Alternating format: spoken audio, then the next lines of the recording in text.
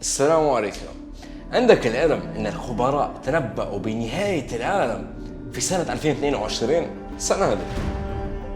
طبعا الكلام هذا ما فيش منه، لكن أنا متأكد أن الناس اللي تستمتع بنظرية المؤامرة عجبهم الكلام هذا. أنا مستغرب أن مؤخرا من الحاجات الرائجة واجد على السوشيال ميديا نظريات عبيطة بكل الكورونا.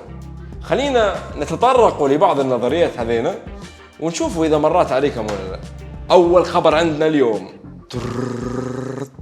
إن تطعيمات بيوتينيك وفايزر تسبب بالعقم عند النساء، لأن زي ما يقولوا فين البروتين السطحي لفيروس الكورونا اللي هو اسمه بروتين سبايك، والمرأة عشان تحمل تحتاج بروتين اسمه سنسيتين 1. بين المشكلة وين؟ الادعاءات تقول إن في تشابه بين البروتينين هذينا، يعني بروتين سبايك الموجود في اللقاح حيتعارض مع بروتين سنسيتين 1 اللي مطلوب للحمل، وبالتالي أثره مضر. ركز معي في اللي جاي. بس الباحثين شنو يقولوا؟ يقولوا ان سبايك هذا فيه 1273 حمض اميني ويتشابه فيها مع سنسيتين 1 ب5 احماض امينيه فقط، واللي هو تشابه بسيط ما يضرش على حسب ما يقولوا الخبراء. واللي الخبراء ولو كانت الفرضيه ان اللقاح اللي فيه البروتين هذا يبي يسبب عقم، يبقى فيروس الكورونا نفسه يبي يسبب عقم. اللي بعده واحدة من أكثر الحاجات المستفزة هي الناس اللي تقول لك ما تمشيش للدكتور لما تجيك كورونا، امشي داوي نفسك بالأعشاب. موجودين وأكيد مروا علينا واجد. أوكي شوفوا، عشان ما يصيرش في لخبطة توا، أنا مانيش قاعد نقول إن الطب البديل ما عندهش قيمة.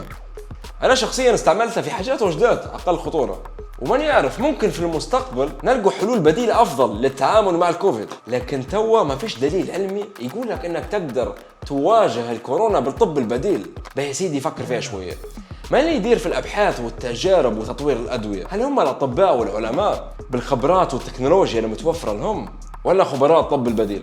أعتقد الإجابة هذه واضحة، مع عدم التقليل من مقدار أي أحد. النظرية الجميلة الأخرى، التطعيمات مؤامرة لتغيير الجينات. الدليل شنو؟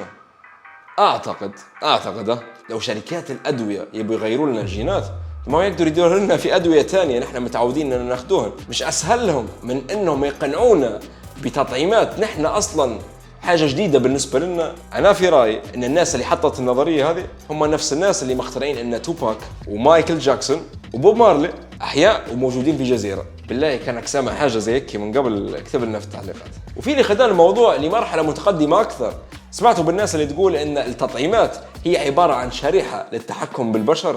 الله أعلم، بس كيف شريحة في سائل؟ اللي فهمني شريحة. آخر نظرية بنتكلموا عليها اليوم، في من يقول أن جائحة الكورونا هي مؤامرة عالمية ضد البشرية. الحقيقة أنا مش من عشاق نظرية المؤامرة، لكن أنا متأكد أن على مدى التاريخ فعلا صار المؤامرات وجدت في نطاقات عديدة، سواء مؤامرات سياسية، مؤامرات في مجال الصحة، مؤامرات في تجارة الحروب والسلاح، وغيرا من المؤامرات. لكن لما تعتقد أن حاجة كيف الكورونا ممكن تكون مؤامرة، أول حاجة هتخطر في بالي من ممكن يطلق سراح حاجة زي هذه على العالم. لأن لما تفكر كويس هتلقى أن بلدان العالم، خذها من آسيا لأوروبا لأفريقيا لأمريكا وغيرها، أغلب بلدان العالم تضررت من الكورونا، إذا مش كلهم تضرروا. يا سيدي حتى لو افترضنا أن في دولة حابة تدير حاجة كيف هذه، كيف تقدر تخبي فعلها عن باقي الدول؟